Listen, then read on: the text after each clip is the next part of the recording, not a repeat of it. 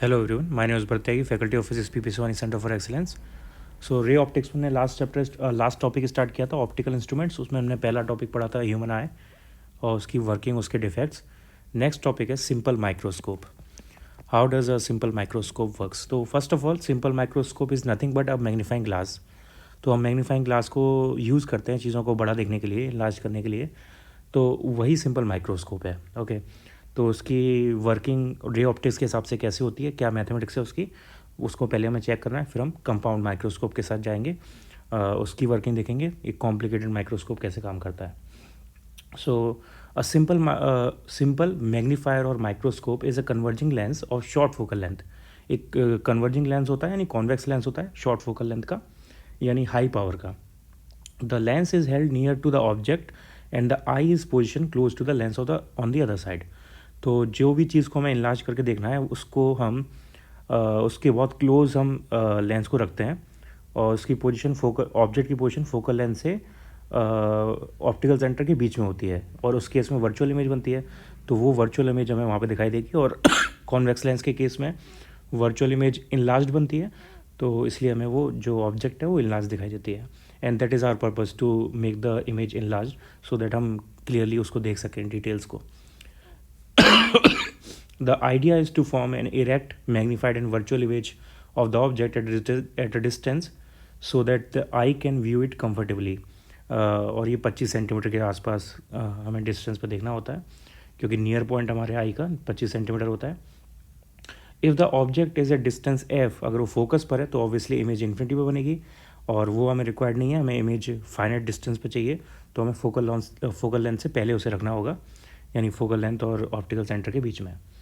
Okay तो the closest comfortable distance for viewing is the near point which is 25 centimetre and causes some अगर इस point से ज़्यादा close रखते हैं हम तो इस आई पर स्ट्रेन पड़ेगा.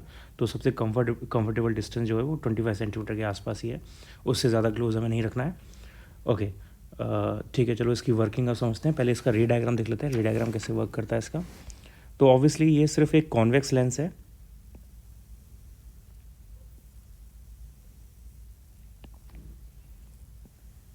Principal axis optical centre. तो पहला केस ये है कि हमारे पास जो ऑब्जेक्ट है it is on focus. Focus is suppose here. तो ऑब्जेक्ट यहाँ पर है तो इसकी इमेज बनेगी ऑब्वियसली इन्फिनिटी पर. एक रे जाएगी, it will pass through the other focus and second रे थ्रू द ऑप्टिकल सेंटर. तो ये ना तो कन्वर्ज कर रही हैं रेज ना डाइवर्ज कर रही हैं, ये पैरेलल रेज हैं तो ये इमेज फॉर्म नहीं करेंगी. आगे इमेज फॉर्म होगी पीछे की तरफ और वो भी पैरेलल जाएंगी तो इमेज जो है वो इन्फिनिटी पर फॉर्म होगी. सो इस केस में image is forming at infinity. अब दूसरा केस लेते हैं जिसमें हम फोकल लेंथ से ज़्यादा पास ऑब्जेक्ट को रखेंगे. तो उस केस में हमारे पास वर्चुअल इरेक्ट मैग्नीफाइड इमेज बनेगी.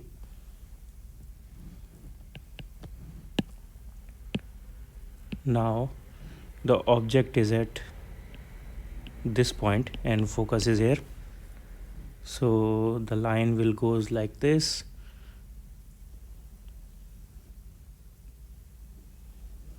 अब ये डाइवर्जिंग है तो ये वर्चुअल इमेज बनाएंगे. वर्चुअल इमेज के लिए virtual rays will go like this backward और एक पॉइंट पे वो कन्वर्ज करेंगे. The converging point will have the image. यहाँ पे ये इमेज फॉर्म होगी. Okay so this is object, this is image. ये पॉइंट है सपोज पी, ये पॉइंट है suppose P dash. Okay okay now so let's see. अब यहाँ पे मैग्नीफिकेशन क्या आएगा वो चेक करते हैं. मैग्नीफाइंग पावर, मैग्नीफाइंग पावर का मतलब मैग्नीफिकेशन है बेसिकली.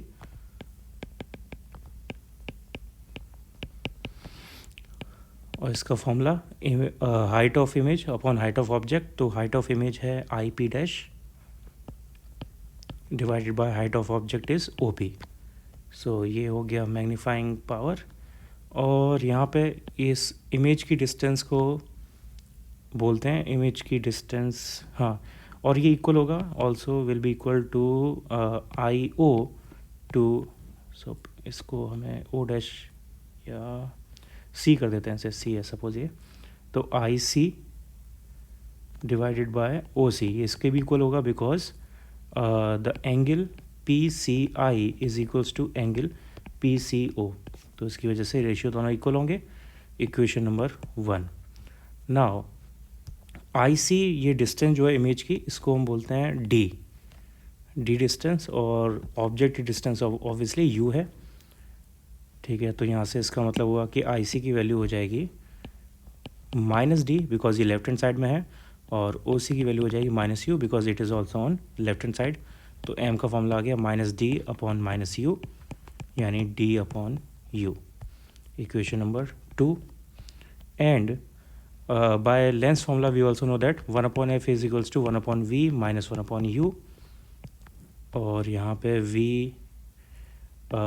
लेफ्ट हैंड साइड में है तो v की जगह नेगेटिव v आएगा, और u भी लेफ्ट हैंड साइड में तो u की जगह माइनस v आएगा। तो ये हो गया 1 upon F equals to 1 upon minus V minus 1 upon minus U. So यहाँ से 1 अपॉन यू हमें फाइंड आउट करना है, तो ये हो जाएगा minus 1 upon V plus 1 upon U, यहाँ से 1 अपॉन यू निकाल देते हैं, यह आ जाएगा 1 upon F plus 1 upon V, equation number 3। इस 1 अपॉन यू की वैल्यू इक्वेशन नंबर 2 में लगा देते हैं। सो एम इक्वल्स टू हो जाएगा D bracket 1 upon F plus 1 upon V. अब यहाँ पे एफ हमें पता है, वी पता है, डी पता है, यहाँ से हमारे पास मैग्नीफिकेशन आ जाएगा।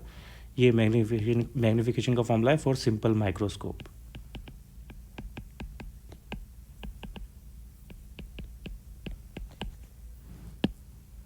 Okay, special case 1, if v is equals to d, v अगर d के बराबर है तो इस केस में m इक्वल्स टू होगा d upon 1 upon F plus 1 upon D, hence d upon F equals to d upon F plus d upon D, hence m equals to 1 plus d upon F, और D यहाँ पे वो 25 centimetre की distance होती है जो हमें near point के बराबर है ह्यूमन आई के लिए, वो हमें रखनी होती है। Okay, special case 2 is when image is forming at infinity. So when image forms at infinity, तो m इक्वल्स टू हो जाएगा D V equals to infinity, D हो गया D,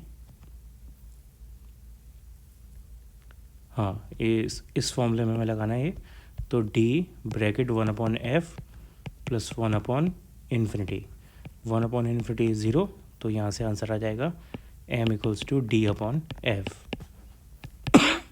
a simple microscope has maximum magnification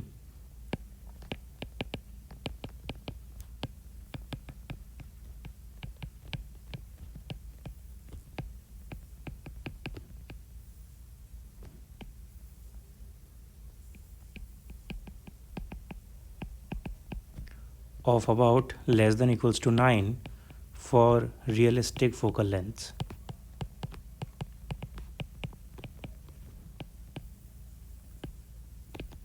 And for much larger magnification हमें यहाँ पे compound microscope use करना पड़ता है।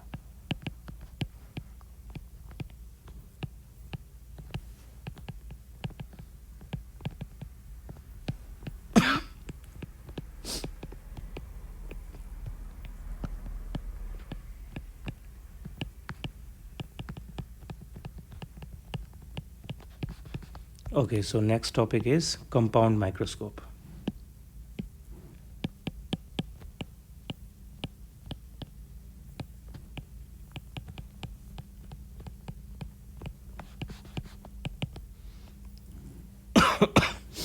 चलो मैं पहले इसका डायग्राम बनाता हूँ, फिर इसकी डिटेल्स की बात करेंगे।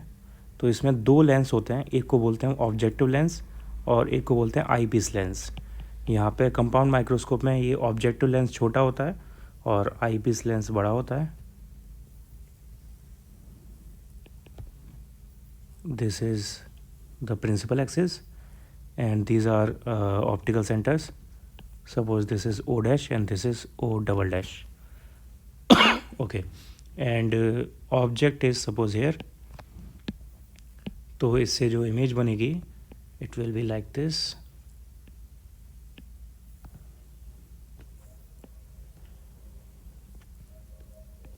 ओके, यहाँ पर इसकी इमेज फॉर्म हो गई. अब इस इमेज को यूज़ करके हम दूसरा लेंस जो है उसको उससे इमेज बनाएंगे. इस जो इमेज ये ऑब्जेक्ट थी ओरिजिनल, यहाँ से ये पहली इमेज बनी I1. अब इस I1 इमेज को यूज़ करके हम इसको ऑब्जेक्ट की तरह ट्रीट करेंगे और दूसरे लेंस से यानी आई पीस लेंस से एक और इसकी इमेज बनाएंगे. ये आई पीस लेंस है and this is objective lens. और ये आई पीस लेंस जो है वो सिंपल माइक्रोस्कोप की तरह वर्क कर रहा है. यानी I1 की डिस्टेंस ऐसी होगी ताकि ये फोकल लेंथ से और ऊपर ऑप्टिकल सेंटर के बीच में आए, ताकि हमें वर्चुअल इनलार्ज्ड इमेज मिले. तो इससे इमेज के लिए वी विल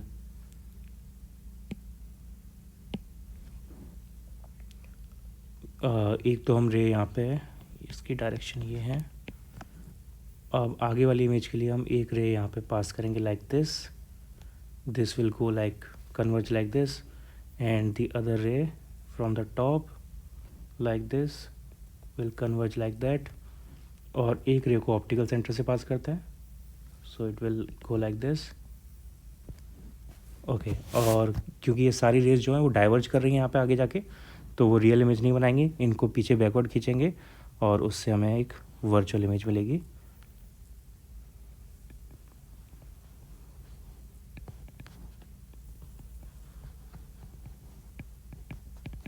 ओके, यहाँ पे हमें वो वर्चुअल इमेज मिलेगी.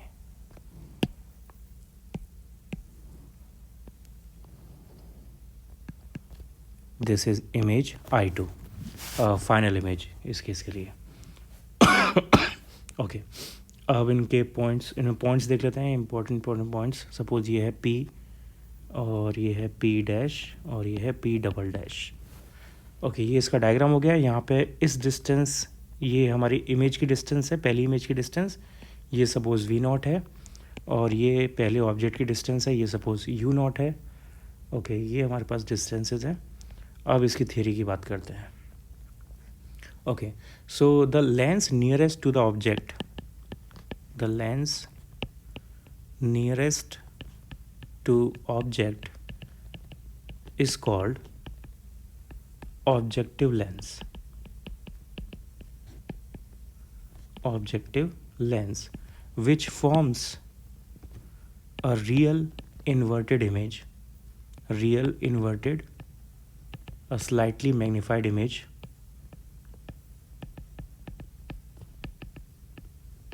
of the object. Okay, this image serves as an object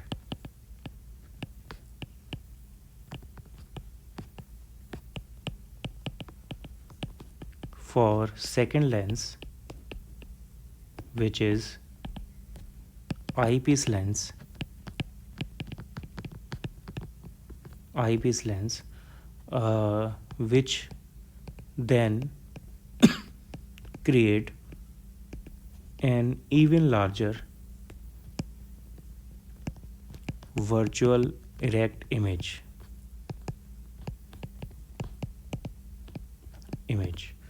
okay, तो ये इसकी सिंपल वर्किंग है. The first inverted image is this near to the focal point of the eyepiece. तो ये जो I1 इमेज है वो फोकल पॉइंट के आसपास होती है. फोकल पॉइंट यहाँ से थोड़ा दूर होगा, इधर कहीं होगा फोकल पॉइंट आई पीस का, ताकि हमारे पास वर्चुअल और इरेक्ट इमेज बने. क्योंकि अगर वो फोकल लेंथ पर आएगा एग्जैक्टली तो इमेज जो है वो इन्फिनिटी पे चली जाएगी. Okay, final image formation. Okay, और little clearly the final image is inverted with respect to the original object. जो फाइनल इमेज बन रही है इस केस में वो ओरिजिनल ऑब्जेक्ट से इन्वर्टेड है, वो हमें यहाँ पर क्लियरली दिखाई दे रहा है. अब इसकी मैग्नीफाइंग पावर निकाल के देखते हैं.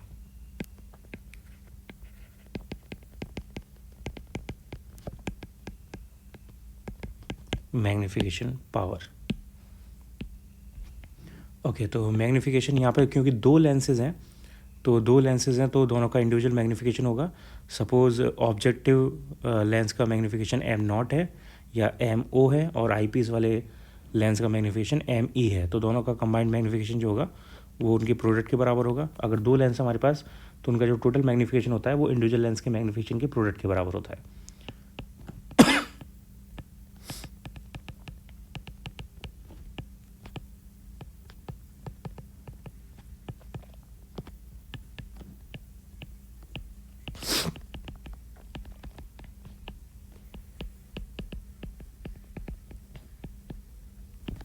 ओके अब पहले इनकी इंडिविजुअल वैल्यू निकालते हैं.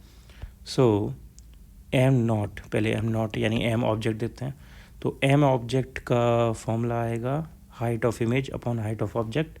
तो हाइट ऑफ इमेज है ऑब्जेक्टिव लेंस के लिए I1P डैश और ऑब्जेक्ट है OP. तो I1P dash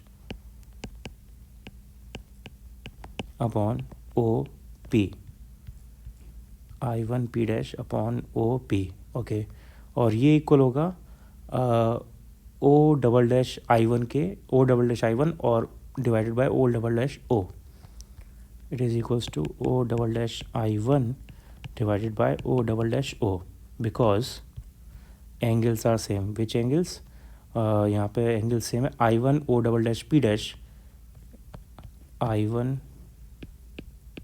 O double dash P dash is equals to I1, sorry, angle PO double dash O.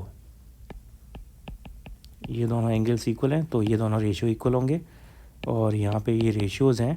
O double dash I1 है V0 के बराबर और O डबल डैश O है U0 के बराबर. तो M0 equals to V0 divide by U0, equation number 1. अब दूसरे मैग्नीफिकेशन की बात करते हैं विच इज़ आईपीस वाले लेंस का मैग्नीफिकेशन. और ये क्योंकि सिंपल माइक्रोस्कोप की तरह वर्क कर रहा है, it is working as simple microscope. और सिंपल माइक्रोस्कोप का मैग्नीफिकेशन हमने पीछे निकाला हुआ है डेरिवेशन में ऑलरेडी, तो वही सेम फॉर्मूला यहाँ पे लग जाएगा. वो उसका फॉर्मूला था D ब्रैकेट 1/F. तो यहाँ पे क्योंकि ये आईपीस वाला माइक्रोस्कोप है, सॉरी लेंस है, तो उसकी फोकल लेंथ FE होगी. FE का मतलब है आईपीस वाले फोकल लेंस की फोकल लेंथ प्लस उसकी इमेज. तो उससे जो इमेज बन रही है वो V पर बन रही है, V डिस्टेंस पर. ये यहाँ से यहाँ तक की डिस्टेंस V है. सो दिस इज़ V. तो इसका फॉर्मूला हो जाएगा ये. तो इक्वेशन नंबर ये 2 हो गई. ओके, यहाँ पे FE है focal length of eyepiece lens और V है image distance, final image distance. और D वही 25 सेंटीमीटर जो नियर पॉइंट की वैल्यू होती है ह्यूमन आई के लिए, जहाँ पर हमें एक्चुअली जहाँ से हमें आई को दूर रखना है आईपीस से, जितना डिस्टेंस से हम देखना चाहते हैं. ओके, इन दोनों वैल्यूज़ को लगा देते हैं M equals to M0 into ME में. तो वहाँ से आएगा M equals to V0 divided by U0 into D bracket 1/FE plus 1/V. तो ये हो गया finally M equals to V0 divide by U0 bracket D/FE plus D/V. ये फॉर्मूला है for the magnification of compound microscope. Okay, now special cases.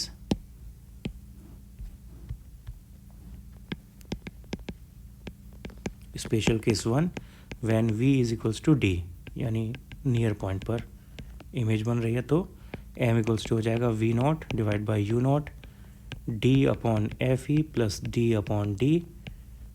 Cancel out. ये हो गया V0 upon U0 bracket 1 plus D/FE. Okay, now special case 2. Special case 2 में suppose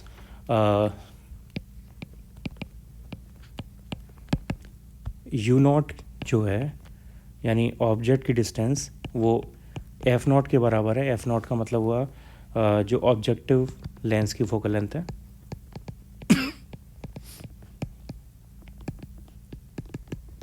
तो इस case में जो इमेज बनेगी इसकी, वो जो दूसरा लेंस का पॉइंट है डायरेक्टली वहाँ तक, जो मैक्सिमम डिस्टेंस है वहाँ तक बनेगी. और मैक्सिमम डिस्टेंस यहाँ पे इन दोनों का सेपरेशन है, लेंसेज का सेपरेशन, और इन दोनों लेंसेज का सेपरेशन है सपोज L. इसको हम बोलते हैं लेंथ ऑफ माइक्रोस्कोप. तो ये मैक्सिमम डिस्टेंस है, तो यहाँ पे जो इमेज बनेगी वो मैक्सिमम डिस्टेंस पे बनेगी क्योंकि ऑब्जेक्ट फोकल लेंथ पर है।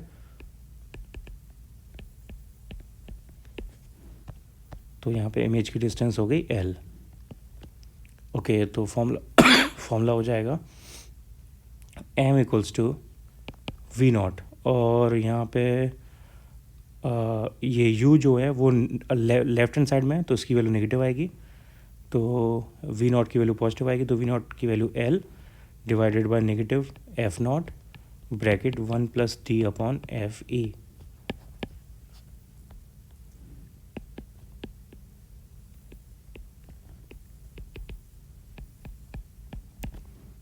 Now special case 3, special case 3 में image is forming at infinity suppose. तो इमेज अगर इन्फिनिटी पे फॉर्म हो रही है तो उस केस में ये v की वैल्यू इन्फिनिटी हो जाएगी, यानी m equals to V naught upon U naught bracket d upon F E plus d upon infinity. तो ये हो गया 0, यहाँ से आंसर आ जाएगा m equals to V naught upon U naught into D upon F E. And last special case 4, special case 4 में if U naught is almost equal to F naught, so V naught equals to L होगा जैसे पिछले case में हुआ था, और साथ साथ यहाँ पे इमेज फाइनल जो बन रही है वो इन्फिनिटी बन रही है। तो अगर ये तीनों केसेस हैं यहाँ पे इन्वॉल्व तो एम इक्वल्स टू आएगा, और ये ऑब्वियसली नेगेटिव के बराबर होना चाहिए क्योंकि लेफ्ट हैंड साइड में है, तो minus L upon F not and D upon F E. Okay, ये इस केस का आंसर हो जाएगा। ओके, तो ये यहाँ पे सारे स्पेशल केसेस इसमें यूज़ हो सकते हैं। ये कंपाउंड माइक्रोस्कोप का कंप्लीट टॉपिक था, ये फिनिश हो गया यहाँ पे। Next optical instrument is telescope.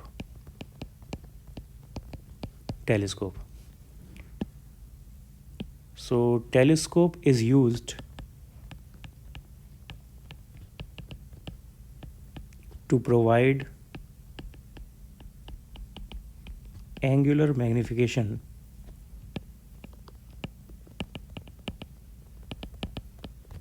of distant objects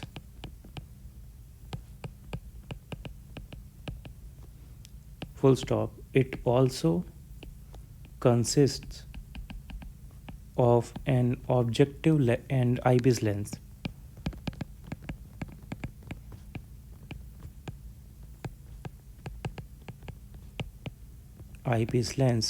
But here the objective lens is large, unlike compound microscope.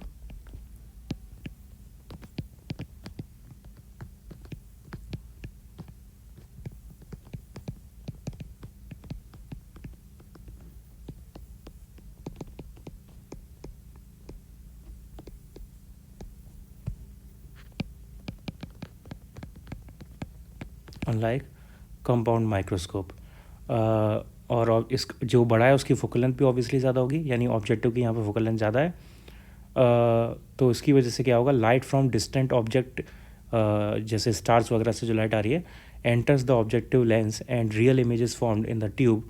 जो यहाँ पे टेलीस्कोप का ट्यूब है, बेसिकली जो बीच की डिस्टेंस है ऑब्जेक्टिव और आईपीस के बीच की डिस्टेंस है, उस डिस्टेंस पर इमेज बनेगी जैसे कंपाउंड में बनती थी कंपाउंड माइक्रोस्कोप में, वैसे ही सेम वर्किंग है। ऑलमोस्ट सारा पूरा वर्किंग इसका सेम है जैसे कंपाउंड माइक्रोस्कोप है वैसे ही टेलीस्कोप है, बस फ़र्क सिर्फ इतना सा है कि कंपाउंड में आई पीस बड़ा होता था, ऑब्जेक्टिव छोटा होता था, यहाँ पे ऑब्जेक्टिव छोटा है और आई पीस बड़ा है। ये मेजर डिफरेंस है दोनों में। ओके, तो मैं इसका डायग्राम बना के पहले इसकी वर्किंग देख लेते हैं। So this is objective lens and this is I piece.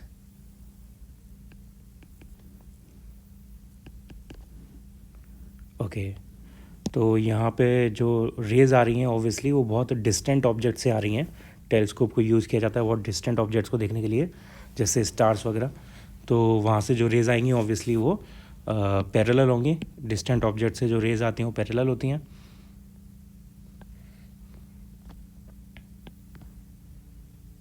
So we are considering 2 rays, और इनसे जो इमेज बनेगी वो ऑब्वियसली फोकल लेंथ पर बनेगी, ऑब्जेक्टिव लेंस के फोकल लेंथ पर।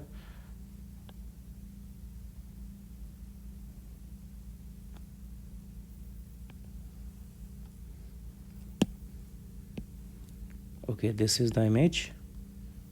और फिर यहाँ से इमेज को यूज़ करके आई पीस लेंस जो है वो दूसरी इमेज बनाएगा, और ये आई पीस लेंस के लिए ये फोकल लेंथ और ऑप्टिकल सेंटर के बीच में है, तो वो ये वर्चुअल इमेज बनाएगा।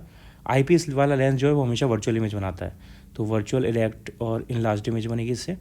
इसके लिए यहाँ से एक रे आगे की तरफ शिफ्ट कराते हैं, ये कन्वर्ज होके इस तरफ जाएगी, एंड वन रे will go like this and the other ray will go through the optical center like this।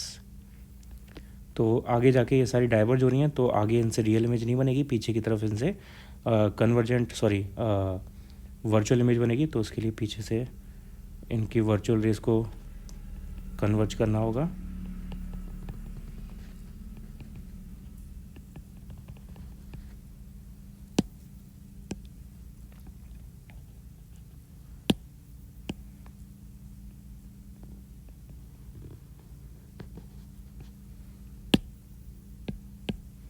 Okay, यहाँ पर ये इमेज इनकी फॉर्म होगी।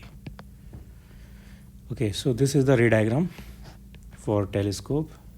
यहाँ पे ऑब्जेक्ट है इन्फिनिटी पर, और ये पहली इमेज बन रही है I1 यहाँ पर, ये इसका हेड पॉइंट है सपोज P, और दूसरी इमेज बन रही है I2 यहाँ पर, इसका हेड पॉइंट है suppose P dash.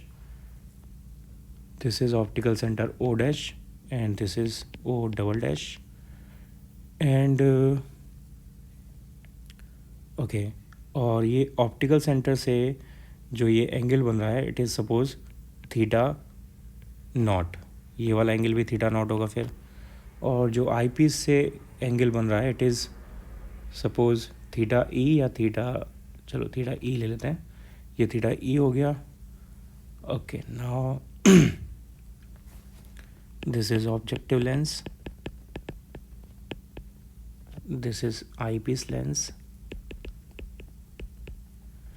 and this is the distance of object for eyepiece, and this is the focus point of objective lens, क्योंकि वो पैरेलल रेज आ रही थी तो इमेज फोकस पे बनेगी। सो दिस इज़ f0। ओके, ये सारी इन्फॉर्मेशन हमारे पास है। यहाँ से अब इसकी वर्किंग देखते हैं। सबसे पहले हम निकालेंगे magnifying power.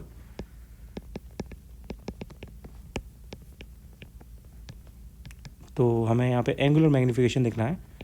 Angular magnification basically same चीज़ है, बस यहाँ पे हाइट की जगह हम एंगल कंसिडर कर लेते हैं। तो एंगल ऑफ इमेज, तो इमेज यहाँ पे फाइनल बन रही है थीटा ई के लिए, यानी आई पीस लेंस के लिए। तो एंगल जो हो गया इमेज का वो थीटा ई है इस केस में। डायग्राम में देख सकते हो क्लियरली, ये येलो रेज जो है जो बैकवर्ड की तरफ गई हैं वो थोड़ा नॉन लीनियर हो गई हैं, वो स्ट्रेट नहीं जा रही, लेकिन वो स्ट्रेट जानी चाहिए एक्चुअल डायग्राम में। तो थोड़ा डायग्राम आपको करेक्ट करना पड़ेगा। ये येलो वाली रेज सारी जो हैं वो स्ट्रेट लाइन होनी चाहिए। तो यहाँ पे ऊपर आएगा थीटा इमेज, नीचे आएगा थीटा ऑब्जेक्ट। तो थीटा इमेज को आई पीस बना रहा है तो मैंने यहाँ पे थीटा ई ले लिया है, और थीटा नॉट को ऑब्जेक्टिव बना रहा है, लेंस बना रहा है, तो मैंने इसको थीटा नॉट ही रखा है। तो ये दोनों वैल्यूज़ हो गई। नाउ यहाँ से m equals to theta E किसके बराबर होगा? थीटा ई बराबर होगा पर थीटा, क्योंकि स्मॉल है तो हम टेन थीटा को थीटा के इक्वल लिख सकते हैं, और ये इक्वल होगा परपेंडिकुलर अपॉन बेस के। तो theta equals to perpendicular upon base, तो थीटा ई इक्वल्स टू होगा परपेंडिकुलर यानी I1P अपॉन बेस यानी I1O डैश। तो ये हो गया I1P divided by I1O dash. Okay, now theta not होगा equal I1P divided by I1O double dash के, I1P divide by I1O double dash. तो I1P से I1P कैंसिल आउट, ये हो गया I1O double dash divided by I1O dash. I1O double dash है equal F0 के, और दूसरा I1O डैश इक्वल है UE के। अब इसमें F0 जो है वो ऑब्जेक्टिव लेंस के लिए है, और वो ऑब्जेक्टिव लेंस के लिए राइट हैंड साइड में है, तो F0 तो यहाँ पे पॉजिटिव रहेगा। तो एफ नॉट का मतलब I1 O डबल डैश ये पॉजिटिव रहेगा यानी प्लस एफ नॉट के बराबर, और I1 O डैश जो है वो ऑब्जेक्ट की डिस्टेंस है फॉर आई पीस लेंस, और ये आई पीस लेंस की लेफ्ट हैंड साइड में है तो ये नेगेटिव आनी चाहिए, यानी UE I1 O डैश की वैल्यू UE है और वो नेगेटिव आएगी यानी minus UE। Okay, now formula, lens formula 1/FE equals to, eyepiece lens के लिए लेंस फॉर्मूला लगा रहे हैं 1/V माइनस 1/U। आई पीस लेंस के लिए इमेज बन रही है V, ये इस डिस्टेंस पर ये V है और ये लेफ्ट हैंड साइड में है तो ये नेगेटिव आएगी, तो यहाँ पे V की जगह नेगेटिव V आएगा, और UE ओके हाँ, तो और जो ऑब्जेक्ट है वो ऑब्जेक्टिव लेंस के लिए है यहाँ पे, तो वो उसके राइट, ऑब्जेक्टिव लेंस के राइट साइड में आ रही है तो वो पॉजिटिव ही रहेगी ना, वो पॉजिटिव रहेगी, तो U की जगह आएगा UE। सो यहाँ से 1/FE इक्वल्स टू हो गया 1/-V माइनस 1/UE, यहाँ से 1/UE equals to 1/FE plus 1/, no hold on, हाँ यहाँ पे U भी, हाँ ओके, आई पीस लेंस के लिए इमेज और ऑब्जेक्ट दोनों लेफ्ट हैंड साइड में है, यानी दोनों नेगेटिव होने चाहिए, जैसे सिंपल माइक्रोस्कोप में हुआ था, ये दोनों ही नेगेटिव होंगे। सो ये नेगेटिव नेगेटिव पॉजिटिव हो जाएगा, तो यहाँ से 1/UE इक्वल्स टू आएगा 1/FE प्लस 1/V। ये हो गया इक्वेशन नंबर 1, इक्वेशन नंबर 2। तो इक्वेशन नंबर 2 से 1/UE की वैल्यू इक्वेशन नंबर 1 में लगा देते हैं। सो यहाँ से m इक्वल्स टू आएगा minus F not and bracket 1/FE plus 1/V।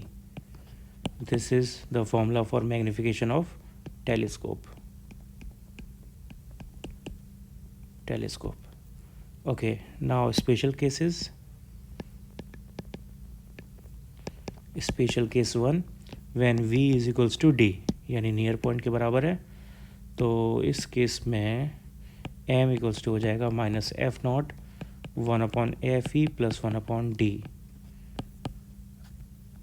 Okay, and special case 2,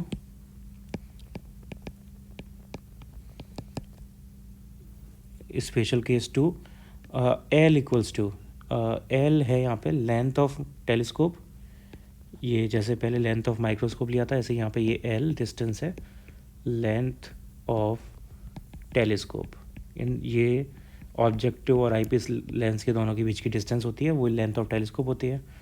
तो L इक्वल्स टू यहाँ पे होगा एफ नॉट प्लस UE, क्योंकि ऑब्जेक्टिव लेंस और आईपीस लेंस के बीच में जो डिस्टेंस है दो पार्ट में डिवाइडेड है, एफ नॉट और UE, तो यहाँ पे L इक्वल्स टू हो गया एफ नॉट अपॉन UE, तो sorry F not plus UE। तो इसको अगर हमें यूज़ करना है तो हम क्या कर सकते हैं, यहाँ पे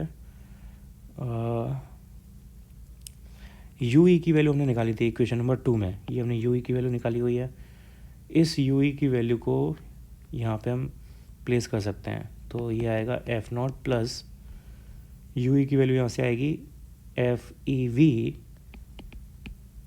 अपॉन FE प्लस V, और अगर V इक्वल्स टू D है तो L इक्वल्स टू हो जाएगा F not plus FE into D upon FE plus D। Okay, so this is length of telescope.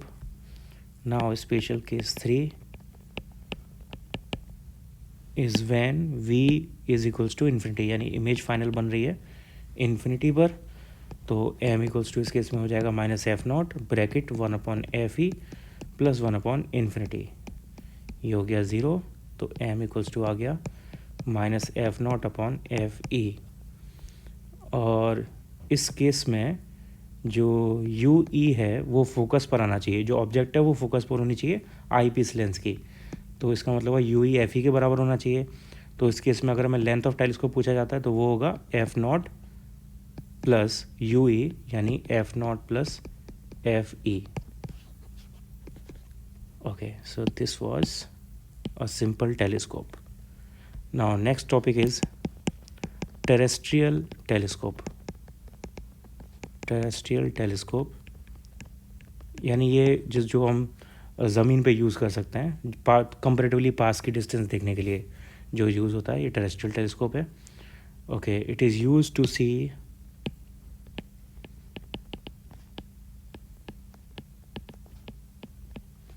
Objects on earth.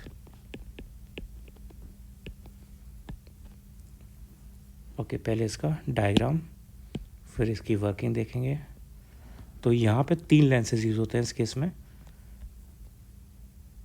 First lens ये objective lens है. This is principal axis. Then there is this lens which is a little smaller than objective lens, and then there is eyepiece lens which is again quite larger. Okay, तो यहाँ पे object comparative object जो है वो telescope जो हमने पिछला telescope किया उतनी दूर नहीं है, लेकिन फिर भी object is quite at distance, क्योंकि टेलीस्कोप ही यूज़ कर रहे हैं फाइनली, तो वो लार्जर ऑब्जेक्ट डिस्टेंस के लिए यूज़ होता है. तो ऑब्जेक्ट अभी भी काफ़ी दूर है, तो अभी भी जो रेज़ आएंगी उसकी वो पैरेलल ही होंगी. तो यहाँ पे ऑब्जेक्ट की जो रेज़ आ रही हैं are still parallel. So suppose we have these 2 rays, they will cross to make an image at this point,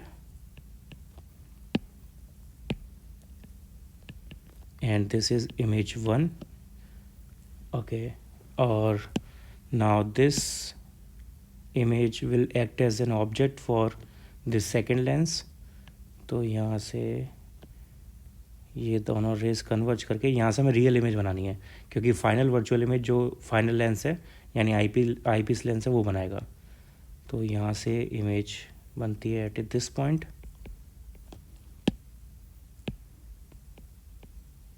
and इसको यूज़ करके जो फाइनल आईपीस लेंस है वो इमेज बनाएगा वर्चुअल इमेज आगे की तरफ. तो इसके लिए एक ray parallel which will go like this and second रे विल गो लाइक दिस. तो यहाँ पे इमेज बनेगी पीछे की तरफ यहाँ पे कहीं. ओके, तो ये इसका रे डायग्राम है.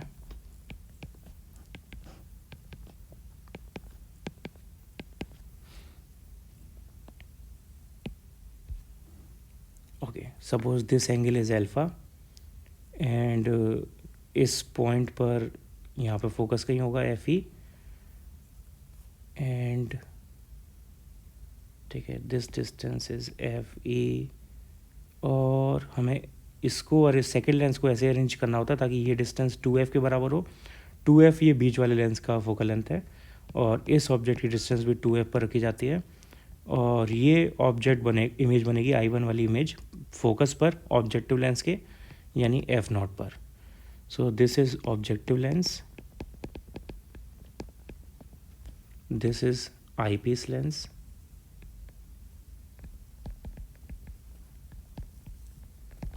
and this is the extra lens f suppose.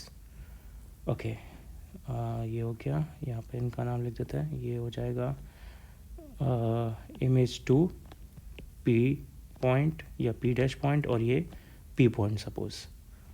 ठीक है, तो इस केस में अब इसकी वैल्यूज देखते हैं. It consist of 3 converging lenses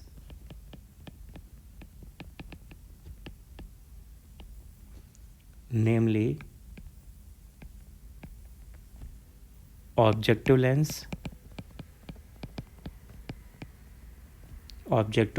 suppose इसका नाम है O, objective lens O, this is eyepiece lens E और इसको बोलते हैं field lens F.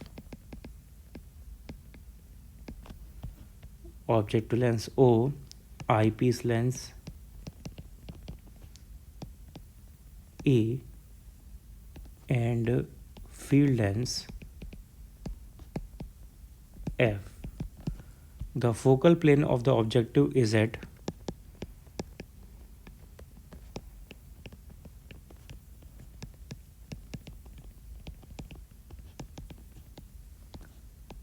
(2f) from the field lens.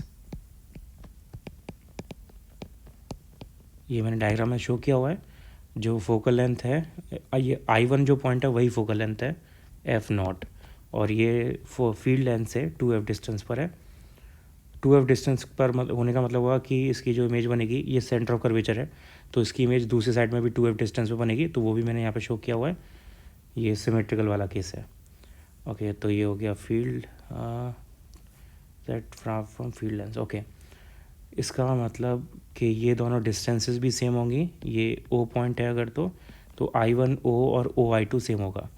I1O is equals to OI2, ये दोनों डिस्टेंसेस सेम है और दोनों की हाइट भी सेम होगी, यानी I1P equals to I2P dash, I1P equals to I2P dash, दोनों सेम इमेज बनेगी यहाँ पे। अब इसमें दो टाइप के एडजस्टमेंट होते हैं। पहला है नॉर्मल एडजस्टमेंट। ये नॉर्मल एडजस्टमेंट में इसका जो मैग्नीफिकेशन है वो objective focal length divided by FE यानी आईपीएस फोकल लेंथ के इक्वल होता है। ये हमने पिछले वाले केस में निकाला हुआ है। जो स्पेशल केस किया था ये हमारा आंसर आ रहा था यहाँ पे, ये वो वाला केस है। इस केस में जो इमेज है वो इन्फिनिटी पर बनती है। तो नॉर्मल एडजस्टमेंट का मतलब है image is at infinity, forming at infinity. तो उस केस में पूरा डेरिवेशन सेम होगा पिछले वाले टॉपिक जैसा। ये टेलीस्कोप जो हमने किया था, यहाँ पे ये वाला जो स्पेशल केस आया है यही सेम आंसर वहाँ पे आएगा, F0/FE। ओके, और अगर नॉर्मल एडजस्टमेंट नहीं है तो सिंपल केस है। उस सिंपल केस में फॉर्मूला फिर टेलीस्कोप जैसे ही रहेगा जो हमने पहले निकाला हुआ है। मैग्नीफिकेशन क्या आया था, मैग्नीफिकेशन आया था इस केस में ये। बस फ़र्क ये है कि यहाँ पे इमेज जो है वो फाइनली एक और एक्स्ट्रा लेंस से गुजर रही है, तो उसमें ये जो नेगेटिव साइन आया है अब ये नए वाले टेलीस्कोप में, टेरेस्ट्रियल टेलीस्कोप में वो नेगेटिव साइन हट जाएगा। तो यहाँ पर नेगेटिव साइन आ रहा था वो उधर पॉजिटिव हो जाएगा, इधर वाला भी नेगेटिव साइन ये भी पॉजिटिव हो जाएगा। तो जनरल फॉर्मूला फॉर मैग्नीफिकेशन होगा F0/FE 1 + FE/D। V की जगह D लिया है ऑफकोर्स यहाँ पे हमने। ओके, और अगर लेंथ ऑफ टेलीस्कोप L है तो लेंथ ऑफ टेलीस्कोप यहाँ पे किसके इक्वल होगी, ये लेंथ ऑफ टेलीस्कोप होगी यहाँ पे L। तो ये इक्वल होगी F0/FE और 4F के equal. So length of telescope will be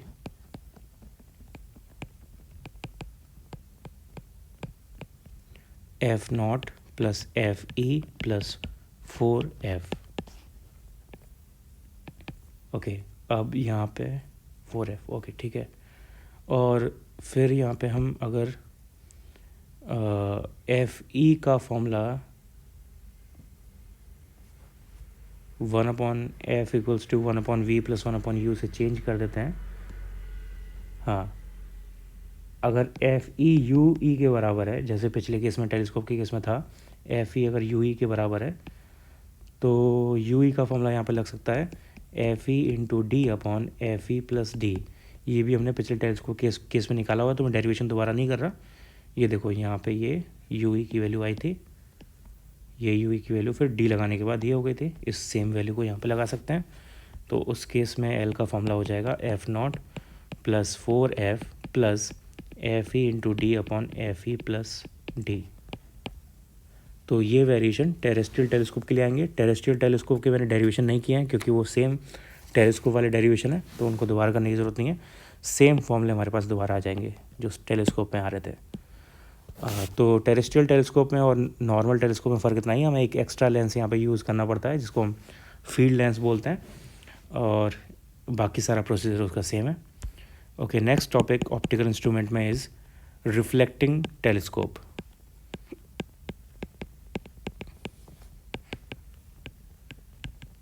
अभी हमने जितने भी टेलीस्कोप पढ़े यहाँ पे वो सारे रिफ्रैक्टिंग टेलीस्कोप थे, और जो माइक्रोस्कोप भी पढ़ा वो भी रिफ्रैक्टिंग माइक्रोस्कोप था।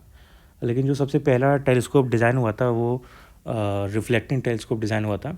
It was design by Cassegrain, तो उसको हम कैसग्रेन टेलीस्कोप भी बोलते हैं। और इसका वर्किंग बहुत सिंपल है। यहाँ पे हमारे पास एक चैम्बर होता है लाइक दिस,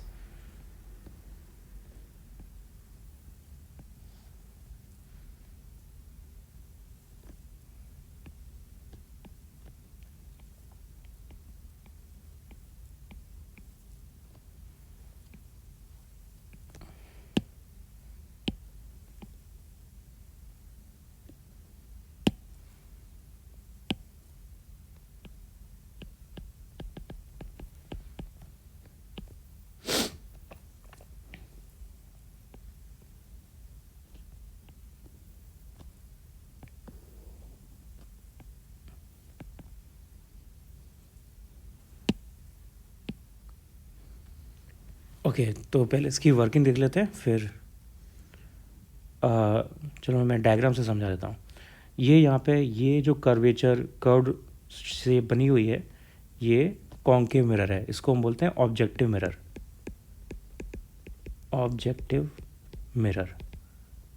और इसके अंदर चैम्बर में एक और मिरर होता है जिसको हम बोलते हैं secondary mirror, and it is a convex mirror. It is like this.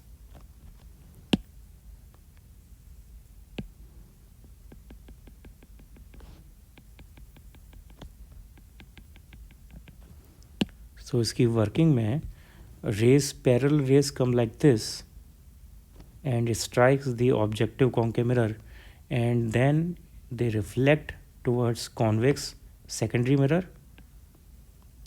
and after second reflection they go towards the eyepiece where we can see the image of the object. तो ये इसका रे डायग्राम रहता है like this. This is secondary mirror.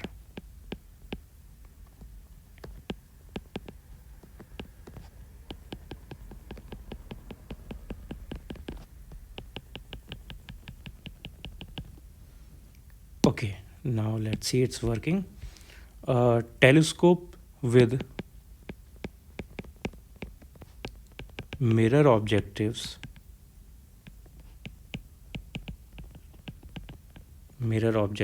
are called reflecting telescopes. यहाँ पे basically lenses की जगह पे मिरर्स यूज़ होते हैं, बस ये फ़र्क है। तो लेंसेज में रिफ्रैक्शन होता है तो वो रिफ्रैक्शन टाइप के डिवाइसेस हैं, यहाँ पर रिफ्लेक्शन हो रहा है, मिरर्स में रिफ्लेक्शन होता है तो ये रिफ्लेक्टिंग टाइप के डिवाइसेस हैं। तो called reflecting telescope. Advantages of taking mirror objectives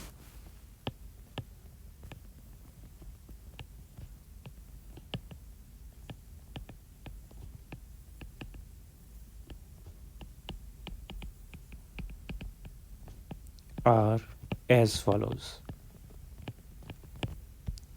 First, there is no chromatic aberration. Chromatic aberration मैं पहले बता चुका हूँ इसी चैप्टर में। यहाँ पे बेसिकली डिफरेंट कलर्स जो हैं वो डिफरेंट फोकल लेंथ पर क्रॉस करते हैं तो डिस्पर्स हो जाती है। Second, if a parabolic reflecting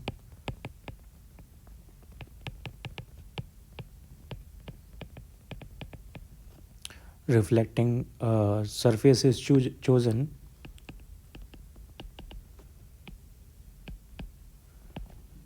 the spherical aberration can also be removed.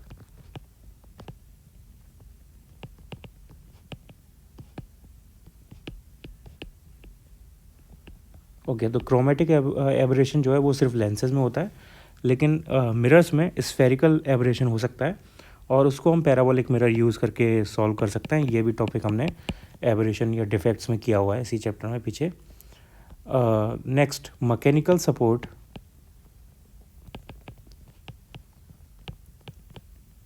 is much less of a problem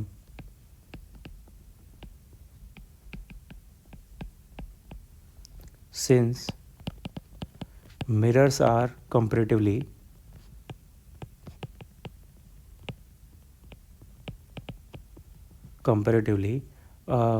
weigh much less than a lens. तो मिरर्स बेसिकली हल्के होते हैं लेंसेज से, तो उनको हैंडल करना आसान होता है और ऑप्टिकल क्वालिटी पे कोई फ़र्क नहीं पड़ता। ऑप्टिकल क्वालिटी हमें सेम मिलेगी विद लेस वेट। तो इसलिए ये इनके बेनिफिट्स हैं रिफ्लेक्टिंग टेलीस्कोप को और रिफ्लेक्टिंग ऑब्जेक्टिव्स को, मिरर ऑब्जेक्टिव्स को यूज़ करने के। ओके, तो ये reflecting telescope topic finish. Now let's try some question on this. Question 1, the focal length of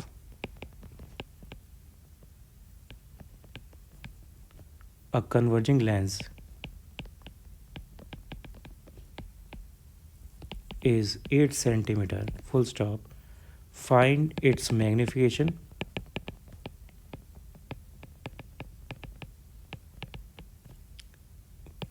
magnification power when it is used as a reading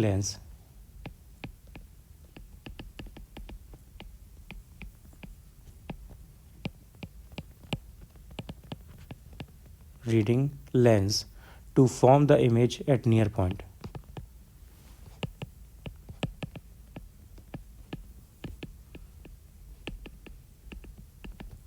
okay तो यहाँ पे image हमें form करनी है नियर पॉइंट पर यानी डी पर, which is 25 centimetre. और ये सिंपल लेंस है, यानी ये जो माइक्रोस्कोप है ये सिंपल माइक्रोस्कोप की तरह वर्क कर रहा है। और सिंपल माइक्रोस्कोप का फॉर्मूला हमने निकाला था, ये आया था 1+d/f। सो 1+d की वैल्यू 25 सेंटीमीटर और f की वैल्यू है 8 सेंटीमीटर। तो 25 डिवाइड बाई 8 ये आ जाएगा 1+3.125 यानी 4.125 answer. Next question,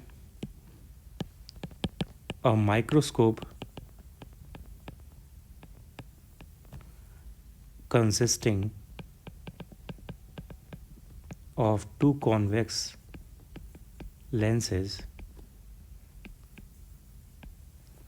of focal lengths 2 centimeter and 5 centimeter placed 20 centimeter apart, full stop, where must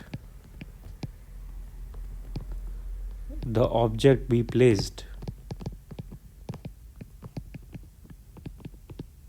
so that the final image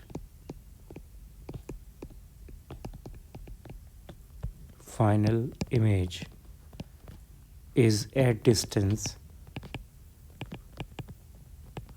25 centimeter from eye.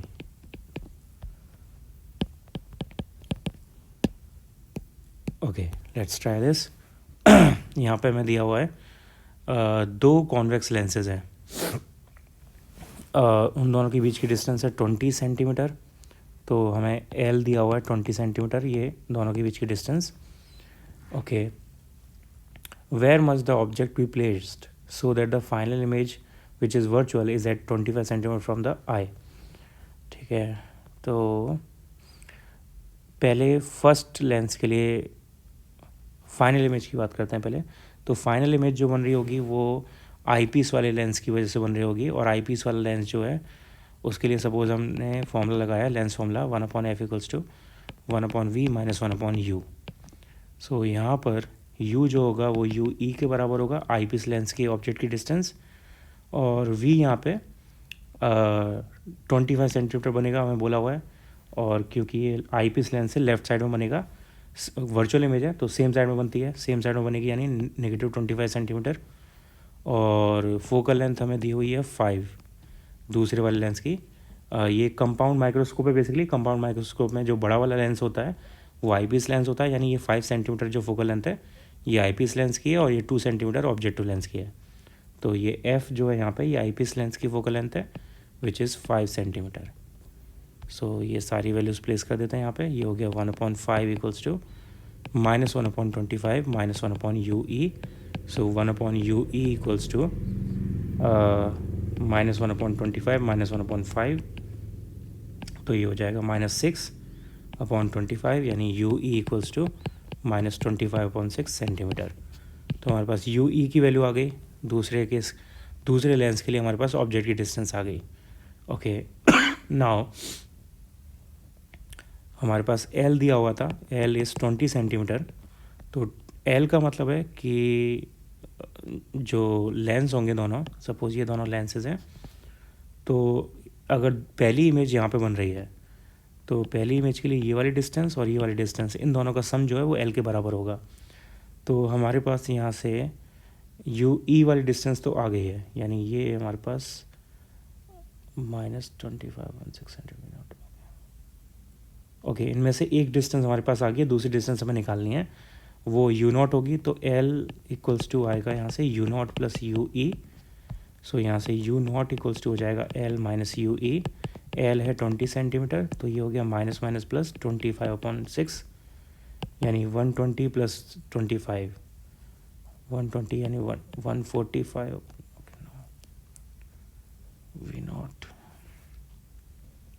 Minus U E, L की value 20 centimetre, 20 और you की value 25/6, 120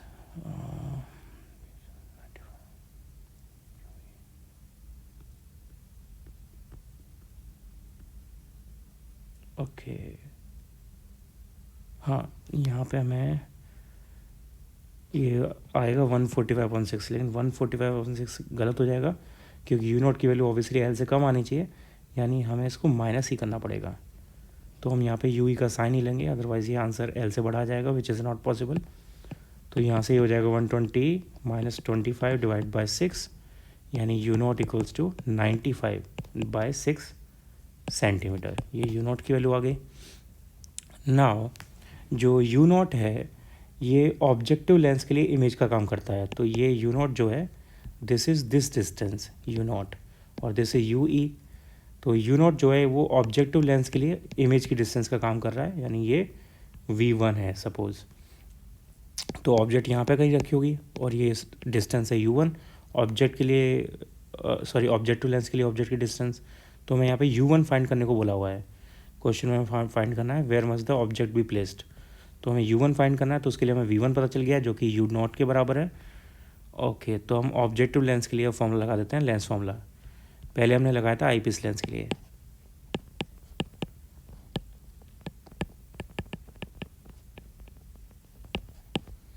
now for objective lens,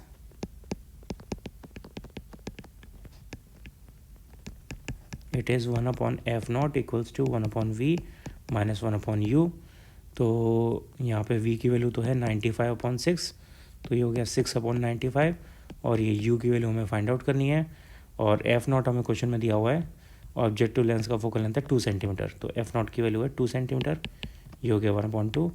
तो यहाँ से 1/u equals to 6/95 minus 1/2, ये आएगा। इसको यहाँ से सॉल्व कर लो, ये हमारे पास, इसको फिर रिवर्स कर देंगे तो u की वैल्यू जो भी आ रही है, this is our answer. Okay, next question. The focal length of the objective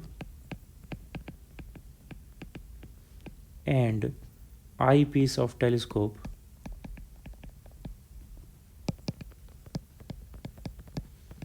are 60 centimeter and 5 centimeter respectively. Find magnifying power and for normal adjustment, यानी m निकालना है फॉर नॉर्मल एडजस्टमेंट,